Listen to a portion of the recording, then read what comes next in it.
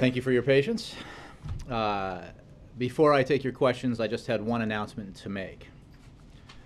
To honor the victims of Monday's horrific shooting at the Washington Navy Yard, the President will attend a memorial service on Sunday.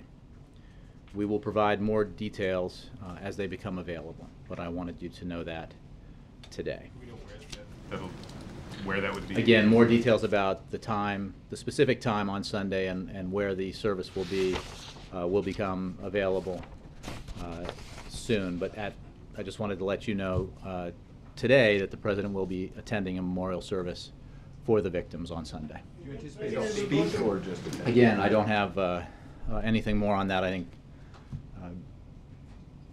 the President will want to mourn the loss of these innocent victims and share in the nation's pain in the aftermath of another senseless mass shooting. Julie. Thanks, Jay. Now that we have a clearer sense of the trajectory in the House on their budget plan, does the administration think the fact that they're taking this approach and the fact that they are probably not going to vote, it sounds like, until Friday, does that make the possibility of a government shutdown more likely at this point? I hope not. But as I think we saw in the reporting today, House Republicans have decided to pursue a path away from the center, away from compromise, in favor of voting on a piece of legislation that they know will not become law. And one sobering paragraph I read in one story about this, I think in the Washington Post, was that members of both parties are becoming increasingly worried that the fact that a faction of the House of Representatives, the House Republicans, is driving this thing in the wrong direction could bring us closer to a wholly unnecessary and damaging shutdown of the government. And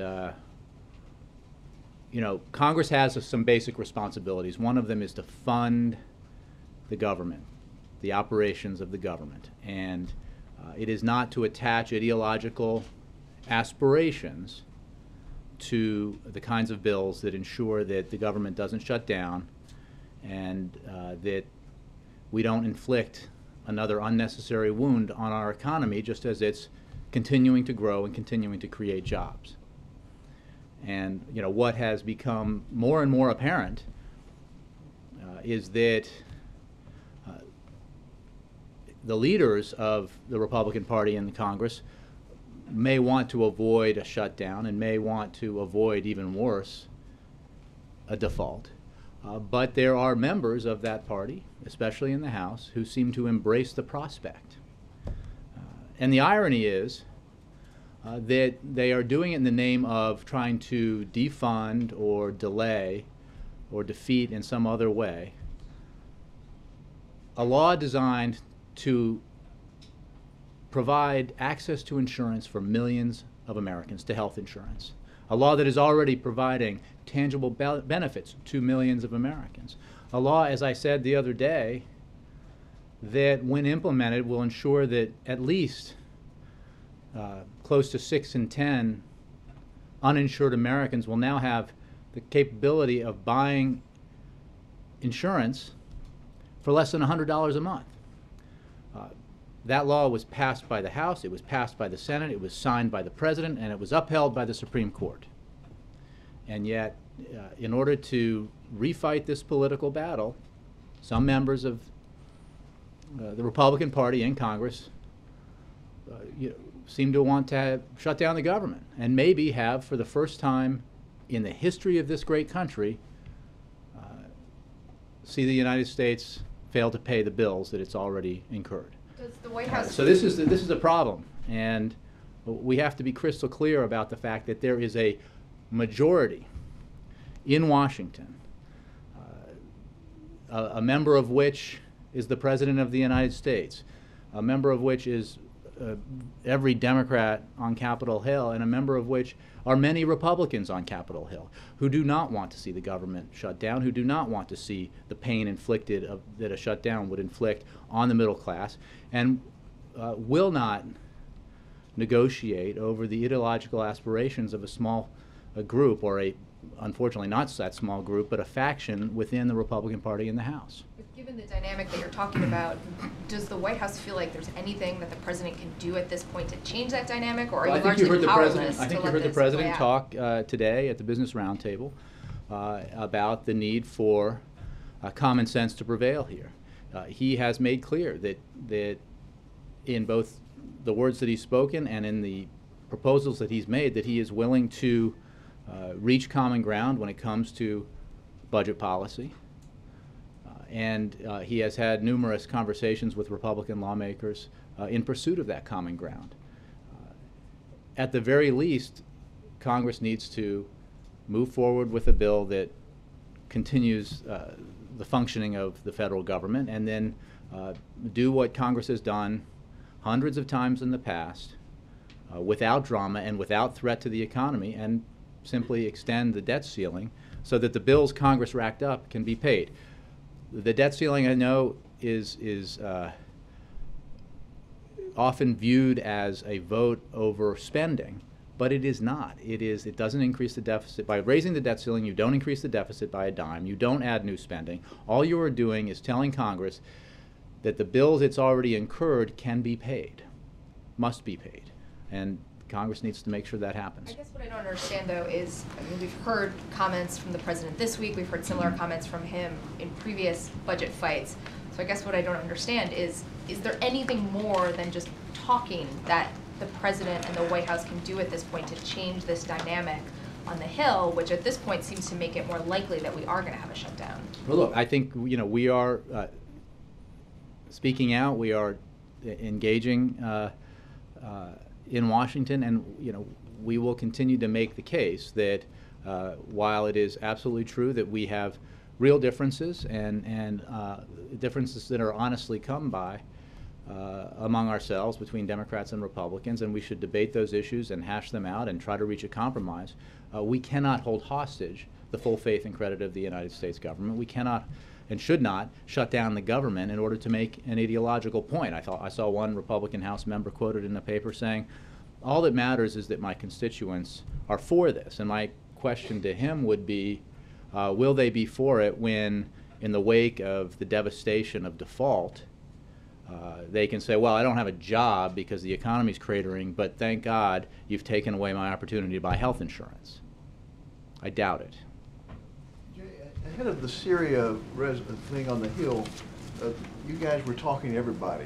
The president was on the phone. Dennis McDonough was up on the Hill. I'm not seeing that in this case. Why is that? Again, we have been meeting with Republicans all year long over our budget challenges and our efforts to try to find common ground. And we will continue to work with Congress in the days and weeks ahead. But it is to ask the question about, do you think that meeting with President Obama is going to prevent House Republicans from what they've decided to do, which is for the leadership to ignore their own wishes, not to lead, but to then say, we'll follow the will of 40 House Republicans who want to attach the funding of government to a bill that will never pass, never become law, to strip away funding for Obamacare? That, in the end, Republicans in the Congress need to make a decision about what outcomes they really desire here. One provision related to the Affordable Care Act that Republicans have pressed or said they might press when it comes to raising the debt ceiling would increase the deficit, right? Let's remember, the Affordable Care Act reduces the deficit significantly. And trying to repeal it in a backhanded way or a side way through delaying a central provision of it would increase the deficit. So in the name of fiscal conservatism, these Republicans would increase the deficit and call that a victory. Doesn't really square.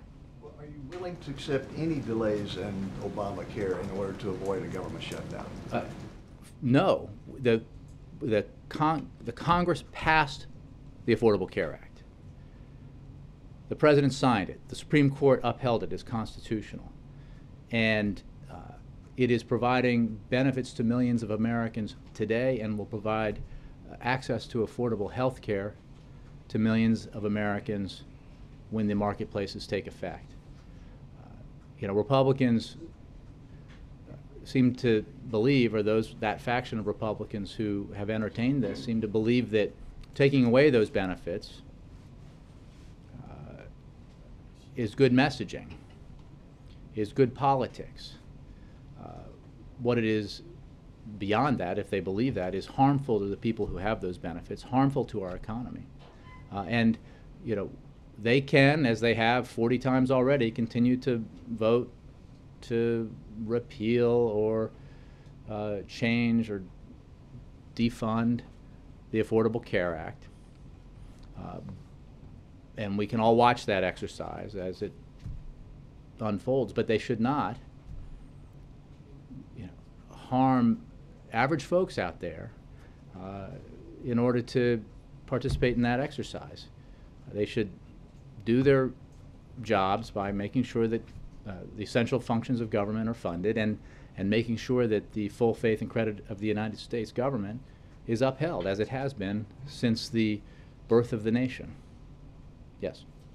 So are we looking at sort of a gridlock NATO where we could have the government shut down at the end of the month and then go into default a couple of weeks later? Is that a possibility? I'm not sure about the NATO part of it, but maybe a better tournament.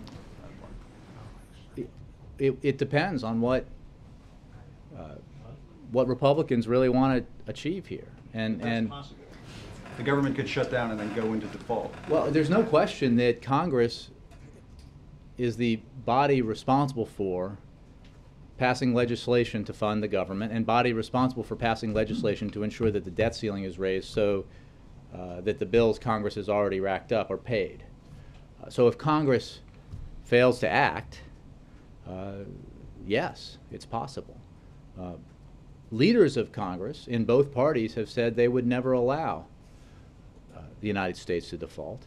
We saw just a few years ago when even the possibility of default was in the air, and when some House Republicans enthusiastically flirted with the idea of default, what that meant for our economy. It did harm to our economy, did harm to our recovery. One can only imagine what would happen if they did it again. Leaders say they don't want that to happen. John Boehner in March told Sean Hannity that he thought it would be threatening to shut down the government, we're not even talking about default, but shutting down the government over Obamacare was a bad idea. That's what he said in March. Today, he's, I guess, reacting to the will of 40 members of the House who insist that it is a good idea. We know the President has had dinner with various Senate Republicans and met with them privately over the last several months. He doesn't do that with House Republican leaders. Has he just given up on dealing with the House? Look, the President has met many times with the Speaker of the House. He's met many times with other members of the House of Representatives of the Republican Party. And But the outreach is not the same. Again, the President has looked for, the President laid forth a budget that represented compromise when it came to entitlement reform, something that Republicans said they want, but they never talk about now because what they really want is to fund Obamacare and take away health insurance options from the American people and maybe raise the deficit at the same time. But that's what they said they wanted, so the President put it forward. He put forward a comprehensive budget proposal that deals with our debt and deficit in the long term while funding important aspects while providing funds for investments that will help our economy grow, make sure that we're building our infrastructure, educating our children, and conducting research and doing development in a way that keeps our economy competitive.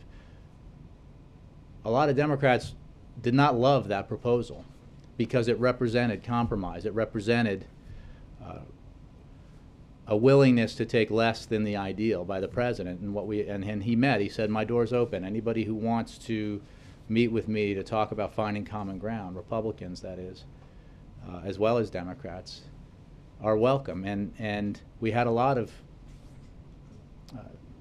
constructive meetings, but what we never saw from even the Republicans who said they were interested in common ground was a counter-proposal, one that represented the same kind of willingness to compromise as the president had put forward. And that's what the American people expect us to do here. That's what they sent their representatives to do here, was to work out their differences, reach principled compromises, and take action to ensure that our economy continues to grow, and that we're investing in the right places, and that we're responsibly reducing our deficit. And again, the deficit arguments are important, but I would point out that you don't hear them a lot anymore from Republicans, because the deficit will now be cut in half over the tenure, over the time that the president's been in office. And what do you say to Americans who see this and say, we've seen this movie before, the government did not technically default the last time, there hasn't been a shutdown while President Obama has been in office, that this is just sort of Washington theater? Well, we certainly hope, and the president certainly hopes, that sooner rather than later, Republican leaders in Congress will be willing to do the right thing and responsibly continue funding of the essential functions of the federal government, and without drama, as they did earlier this year, extend the debt ceiling. And then we can continue to negotiate over a broader budget compromise. And they can continue to vote again and again and again to defund or repeal Obamacare in the House as we go about the business of providing expanded opportunities to Americans to get health insurance.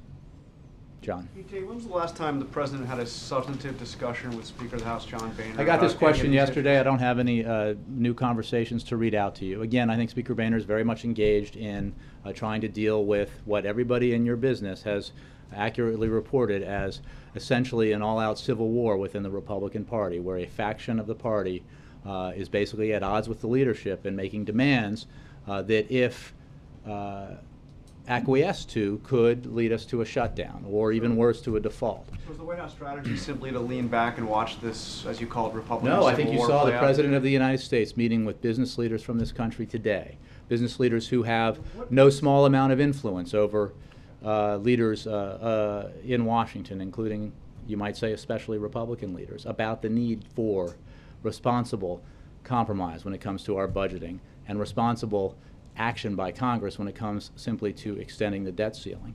And I think those leaders would tell you that even threatening default is unwise. And even as John Boehner said in March to Sean Hannity, threatening to shut down the government over Obamacare is a bad idea.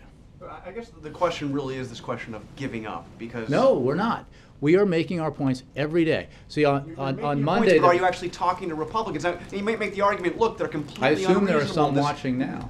What? And there were a bunch of Republicans in the room with the president today, I'm guessing, right?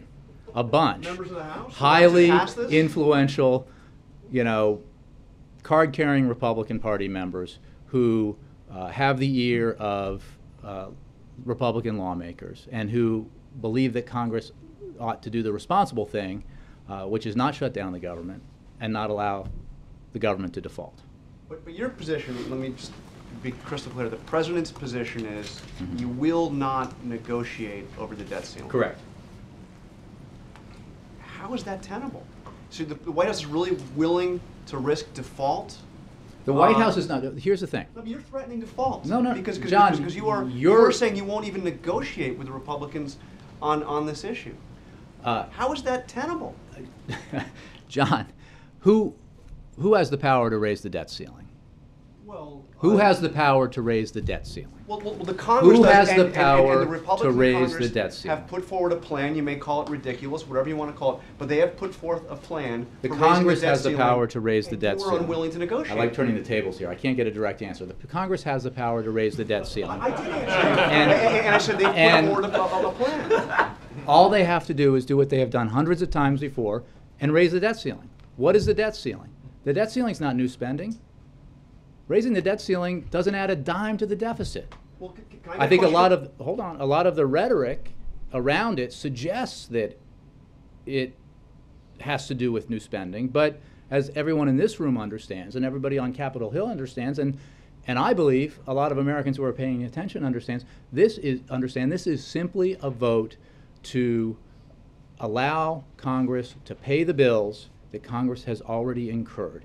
And that is something we have done as a nation for every year of our existence. So what the president has said and what John Boehner periodically has publicly agreed with is that we cannot hold the full faith and credit of the United States government hostage to the ideological desires of a faction of the Republican Party on Capitol Hill. And it is incumbent upon the leaders of that party to ensure that doesn't happen, because though he would like to be able to give direction to members of the Republican Party in the House, the president can't. Hopefully, the elected leaders of that party in the House can. But you're saying you won't even negotiate on the issue. I mean, the debt ceiling's been raised, you're right, I mean, countless times, but there's often been a give and take. I mean, Not on the debt ceiling. The debt ceiling remind has me been how Senator Obama voted in 2006 on right, the debt ceiling. and we have addressed this many times, and there was never a threat of default then. What the debt ceiling has been attached to again and refused to vote for raising again the debt and ceiling. again and again. At the debt ceiling, because Congress didn't like to take the vote, because they knew it was their responsibility to ensure that the debt ceiling would be raised, would attach raising the provision that raised the debt ceiling to other bills that were going to pass anyway, and that is what would happen. And what we had never seen before in our history is what we saw in 2011, when the newly empowered leaders of the Republican Party in Congress insisted that we negotiate over raising the debt ceiling. And we all saw, and you reported on what happened when they flirted with actual default, as opposed to protest votes, as opposed to attaching the debt ceiling to some other piece of legislation and holding their noses and voting for it. This is qualitatively different. There's no arguing that. 2011 was different from any other occasion that we've seen when the debt ceiling has come to a vote, and it had severe economic consequences. We cannot allow that to happen again. The president is willing to negotiate over budget policy. He's willing to negotiate over how we reduce our deficit further moving forward, as we've reduced it significantly since he's been in office. But he's not willing to negotiate over Congress's fundamental responsibility not to default on its obligations. Is this just semantics, though? I mean, he'll be willing to negotiate on those things? We have said all along, and we have negotiated all year long over how we pass a budget. Congress, I mean, the Senate said, I mean, the Republicans in the Congress said, as part of the end of the year deal, New Year's Day deal, that they insisted that one of their demands was that the Senate pass a budget just as the House had been passing budgets, and that normal, regular order would prevail. So we said yes. The President said yes. Democratic leaders in the Senate said yes. All of that happened.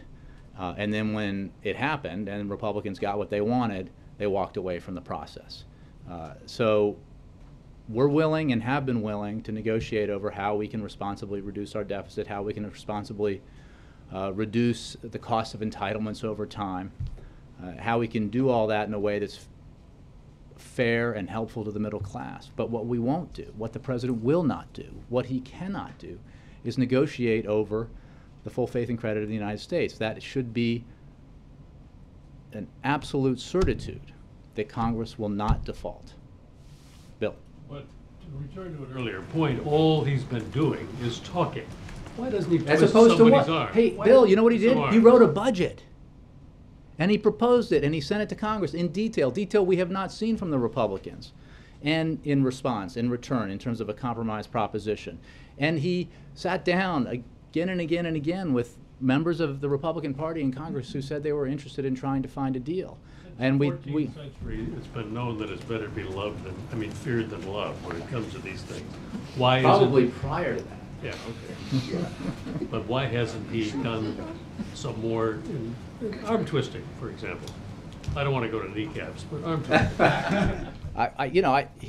He has twisted arms. He has used the powers that are available to him to try to convince, persuade, cajole Republicans into doing the sensible thing, which is not threatening to shut the government down, not threatening to default, but working with him on a compromise. And what they said they wanted when it came to some of these, some of their demands on entitlement reforms, he gave. And then they walked away and didn't come back. So at some point, you have to have a negotiating partner who's willing to, if you're willing to compromise, they have to be willing to compromise too. And instead, what we have in the House now is a situation where the House leadership indicates a reasonable approach to making sure the government does shut down, and the rank and file members say no, so the House leadership says never mind. So And we cannot, as much as we would like to be in charge of the House Republicans, we're not. And that's not how the system works. He's not to blame at all, is it? The I'm other just guy's saying fault. that it's his responsibility to offer compromises, and he has. It is also absolutely the right position to take that he and no president should negotiate over Congress's responsibility to pay its bills. Can you afford to remain above the fray like that? Again, you're assuming that he's above the fray. He's not. He's in the fray. And he was in the fray today, and he'll be in the fray until Congress does the right thing. With talk, As opposed to what, Bill? that's what I meant. I don't think we'll take up arms, okay? I think we're just going to have to, this is going to have to be worked out, and Congress is going to have to act. Yep. Jay, when you told John the debt ceiling is never attached to anything, don't you from I that? said the opposite. You said it's not attached to other issues, that the Congress does it as its standalone. I said that in the past, in order to mitigate the unpleasantness of voting for raising the debt You don't ceiling, it has been attach it to attached to healthcare other either. bills that aren't germane that we're going to pass so that the debt ceiling has been raised. Sure. But- And that has been used as an example by the Speaker of times when the debt ceiling itself, raising the debt ceiling itself, has been negotiated over, which until 2011 had not been the case. Right. But based on 2011, at that podium, you often take credit for $2 trillion in spending cuts the president got that were attached to the last debt ceiling fight. So when you get something you want, it's a good thing. And if it's something about healthcare or whatever, it's a bad thing. That's the, You tout that you got $2 trillion in the spending president cuts, put right? forward a proposal to reduce the deficit beyond what was included in that deal. You think that was a good thing? You got No, $2 we trillion. don't think the sequester was a good thing. I'm not talking about sequester. I'm talking Sequester about was part of that deal. part of that deal. But you touted again $1.2 and again. trillion $2 in 1.2 Sequester's a trillion. small part of that. Actually, It's not. not $2 But trillion. you got to go back and check your facts. There was the initial reduction in non-defense discretionary spending that was part of that deal was roughly $1.2 trillion. Josh, am I right along those lines? $1 trillion. And that represented a compromise between the president and the Republicans. Then the supercommittee was tasked with coming up with additional deficit reduction, and if it did not, and if Congress failed to act in the ensuing year to come up with that more responsibly achieved deficit reduction in a balanced way, as the president saw it, then the sequester would kick in. We've never said that the sequester itself was good policy or that we take credit for it. Far from it. The president has long said the right and responsible thing to do would be to reduce our deficit in a balanced way so that the burden of deficit reduction does not fall solely on the shoulders of the middle class. When you say it's such a bad thing for Republicans to want to delay the health care implementation, the president has delayed pieces of the law, and you've said that was a smart way to do it. We need to more slowly implement it, help businesses deal with it. So if the Republicans come up with it, why is it such a bad idea if they say, let's slow walk some pieces of this? When you do it, it's perfectly fine.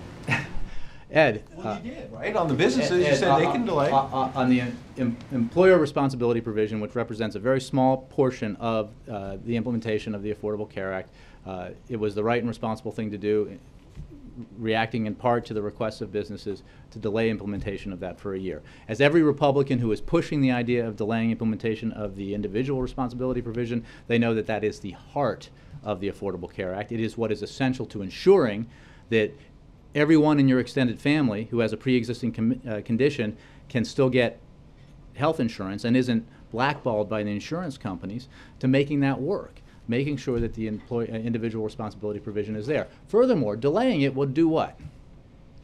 Add to the deficit. So in the name of deficit reduction, Republicans are saying we should add to the deficit, even as we're taking away health care from millions of Americans. Seems like a bad idea. You've a couple times mentioned that John Boehner in March said that shutting down the government was a bad idea, and now apparently... Over Obamacare, specifically. Over that specifically. Now he's changed his mind. President changed his mind on Syria. It wasn't a bad thing. He thought it was smart. Go to Congress. I'm just asking. These are the facts you've been presenting every day at this podium for the last couple of weeks. But Ed, he what- was not going to go to Congress to vote on Syria. Then he changed his mind. Everyone here says it's a great idea. He slowed everything down. I'd John say- Boehner changed his mind. What's wrong with that? Because shutting down the government over Obamacare is a bad idea. Going to Congress to seek an authorization for the use of military force was a good idea, according to hundreds of members of Congress. But you haven't been able to get it. There hasn't been a vote. You don't Ed, have- you I'm don't not have the sure the votes to arguments pass you're it. making. I see oranges and I see apples, but I don't see. Let me ask you then, let me ask you about a specific thing on Syria. Last night there was a forum where two of the president's former defense secretaries, Mr. Panetta and Mr. Gates, were there. They both said going to Congress to authorize force was a bad idea, number one. Number two, Mr. Gates said, even though I know previously he's put out a statement saying he supports a mission in Syria, he said that airstrikes would be, quote, throwing gasoline on a very complex fire. And he went on to say, quote, my bottom line is if you blow up a bunch of stuff over a couple of days to validate a point or principle is not a strategy. How do you respond to that, former defense secretary? Well, I would say two things. One, the president does believe that it was the right thing to do, given that there was not an imminent threat to the United States, given that military action, the success of military action was not dependent on acting immediately, and therefore there was time to allow debate in Congress, that Congress should be consulted, and Congress should be given the right to vote on authorization. The president's been very clear about that. Others can disagree, and that's fine, but the president believes it was the right thing to do. Secondly, it was precisely because of the credible threat of U.S. military action that we saw Syria do an about-face. A nation that had, or a government that had, refused to acknowledge that it even possessed chemical weapons, and for 20 years had refused to be a signatory to the Chemical Weapons Convention, one of the very few nations on earth to refuse to sign that, utterly changed its position on both issues within days because of the credible threat of U.S. military action. The same is true for Russia, which had, prior to their adoption of this proposal to have Syria give up its chemical weapons, turn them over to international supervision, and be signatories to the CWC, had acted aggressively to block all efforts to hold Assad accountable. Now, there is a diplomatic avenue available to achieving the president's goals that allow, without the use of military force, and the president believes it's the right thing to do to pursue it. That avenue opened up because of the threat of force. And for that reason, as well as others, it's important to make clear that the threat of force remains on the table. None of these issues are easy. None of the decisions that a leader makes in these circumstances are obvious or clear. But I think it is hard to argue that we are not globally in a better place when it comes to Syria's chemical weapons today than we were 3 weeks ago, when Syria had used chemical weapons against its own people, when Syria denied that it even possessed chemical weapons, when Syria refused to be a signatory to the Chemical Weapons Convention, and certainly had not even entertained publicly the idea of giving up its chemical weapons. So we have a long way to travel on this road, and a lot of work to do, and a lot of verification to achieve. But the positions the president took helped bring us to this point, which is a better point than where we were in the past. Jay, NBC's Ann Curry sat down for an exclusive interview with Iran's President Rouhani today in Tehran. I know we addressed this briefly yesterday, but I just want to follow up and make sure I get it on the record again today. Does the president have any plans to meet with the Iranian president during the United Nations meetings in New York? There are currently no plans for the president to meet with President Rouhani at the United Nations General Assembly. I think it's fair to say that the president believes there is an opportunity for diplomacy when it comes to the issues that have presented challenges to the United States and our allies with regards to Iran. And we hope that the Iranian government takes advantage of this opportunity. We have heard a lot in the world from President Rouhani's administration about its desire to improve the government of the Islamic Republic of Iran's relations with the international community. And President Obama believes we should test that assertion. And we are, and we will do that. As you know, the president mentioned in an interview with George Stephanopoulos that he and President Rouhani have exchanged letters.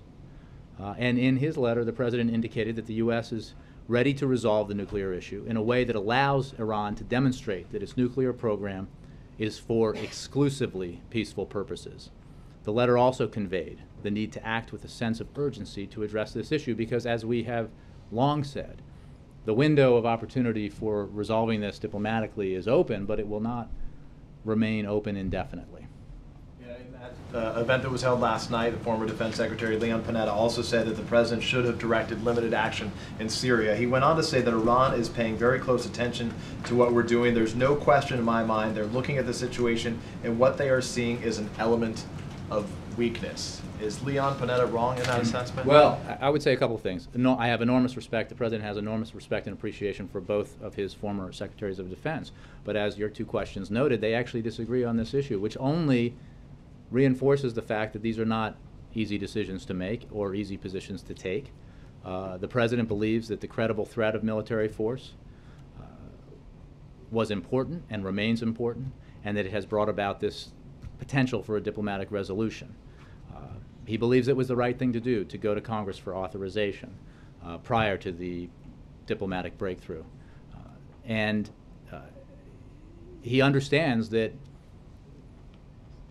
others can differ with that view, that others might say he or any president should have deployed military force without going to Congress. The president believed, consistent with the principles he's espoused since he was a candidate for president, that given the fact that there was not an imminent threat to the United States, and given that the military response that he was calling for could be executed successfully, even if there was a delay allowing for a congressional debate, that it was the right thing to do to go to Congress. He understood and made clear when he made his announcement in the Rose Garden that this would be a tough debate. And that does not take away from the fact that it was a good debate and the right debate to have. Briefly on the topic of the shooting that took place only a few miles from here at the Navy Yard, the chairman of the Joint Chiefs, Martin Dempsey, today said that those who have served in the military shouldn't be stigmatized by having to answer questions about their mental health status on security clearance forms. Acknowledging there's a review in place right now, what's the president's position on whether there should be greater mental health checks done, more information provided by people that want to become contractors in that form? Well, there is a review taking place, one that has been ongoing with regard to some contractors that is being undertaken by the ODNI, and then another that is being undertaken by the Office of Management and Budget here at the President's direction. And I wouldn't want to dictate what the outcomes of that review should be. There's obviously an issue, broadly speaking, separate from matters of clearances, but broadly speaking, when it comes to gun violence, there's an issue that is important to examine when it comes to mental health. And that was something the President talked about when he put forward his comprehensive plan to reduce gun violence, and it is something that he believes is important to talk about today. How that plays into security clearances and work clearances for contractors, I think we should wait and see once these reviews are done. Given what you've described as the obstructionist bent of that we've seen from some congressional Republicans, would you say that does the president believe that the best way to achieve his second-term goals might be through the midterm elections and getting a Democratic Congress in the House? The president is not waiting to achieve any of these goals, to push for the achievement of any of these goals that help create a better bargain for the middle class, that help make the middle class stronger through broad economic growth and job creation, through education investment and investment in research and development and new energy and infrastructure. So, you know, he's put forward these proposals, he's put forward his compromise proposals on the budget, and he's continued to press leaders in Congress to take him up in discussion and debate about moving forward on these issues. That includes his tax reform proposal, coupling corporate tax reform with investments in infrastructure and job creation. So he's throwing out ideas to try to see if he can move the ball forward when it comes to growing our economy, and he's going to continue doing that. You know,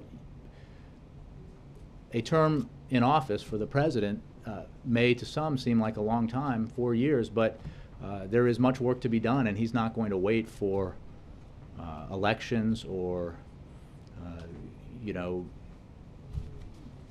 changes in the seasons to try to move forward. That's, you know, he's been pushing this ball uphill sometimes, frequently, from the day he took office. And as we've noted on this 5-year anniversary of the financial collapse, you know, there has been a great deal achieved.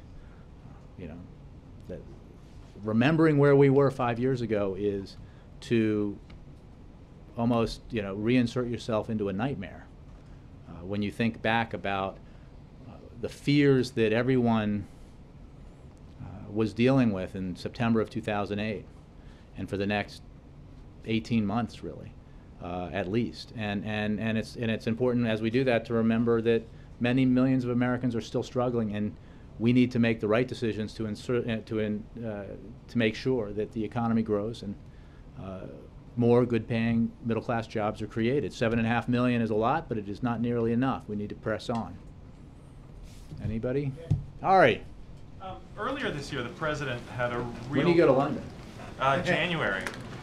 Got me for a few more months yet. All right. Well, I'll make sure I get an invitation to the going-away party. Absolutely. The president had a real charm offensive with Republicans. He took them to dinner. He paid out of pocket. He went to a nice restaurant. Is the difference between that approach a few months ago and this sort of going to business leaders and speaking publicly instead of courting Republicans in person, does that reflect a sense in the White House that the charm offensive failed, that the wooing them didn't work? We have tried, and we will try, all manner of ways to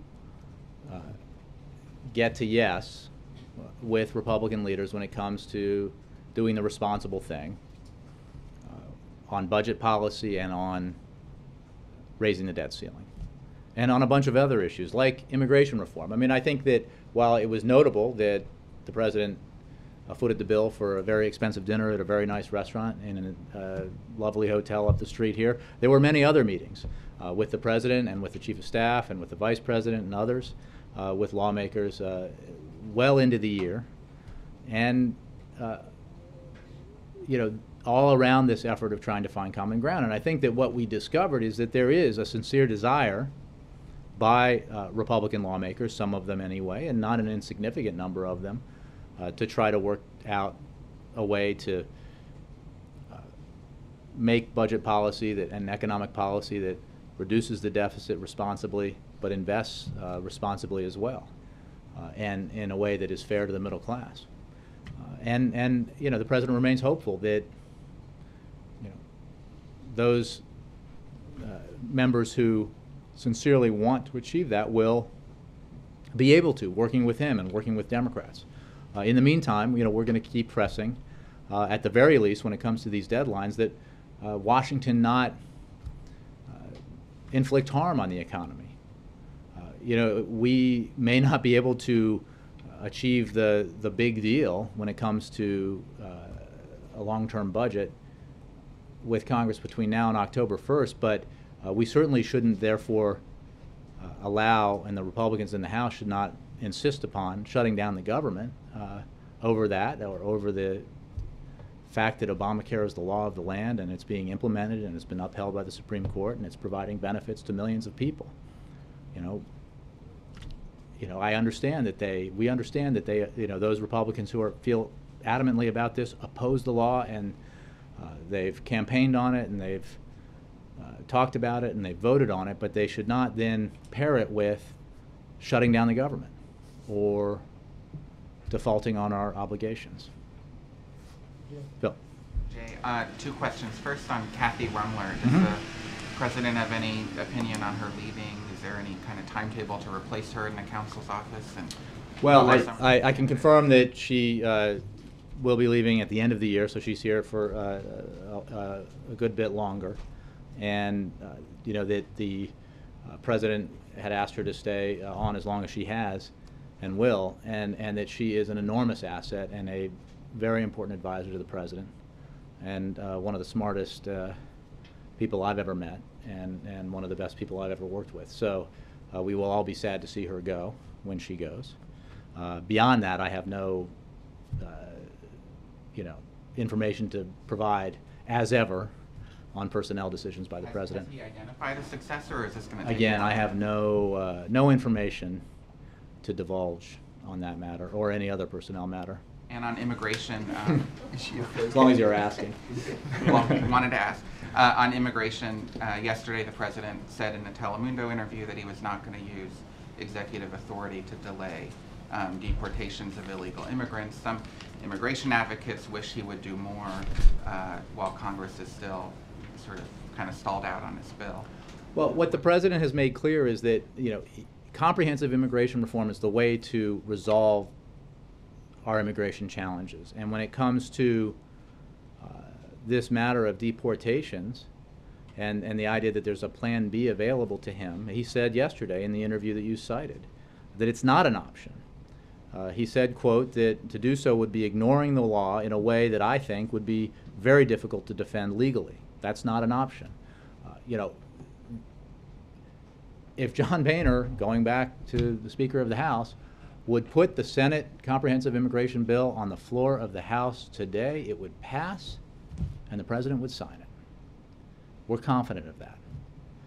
There is a majority, not only in the nation, but even in Congress, to achieve this important piece of legislation that would grow our economy and reduce our deficit. It would provide a system to allow for the best and the brightest from other countries who study here to stay here and start businesses here, and would ensure that everybody is playing by the same set of rules, whether it's employers or people working in the United States, that they're paying their taxes and contributing to the common good. So the president believes that the House ought to do that. He is entirely confident that comprehensive immigration reform will pass, will become law, and that he will be the one who signs it into law, and the House ought to do it right away and maybe address some of the political challenges that they've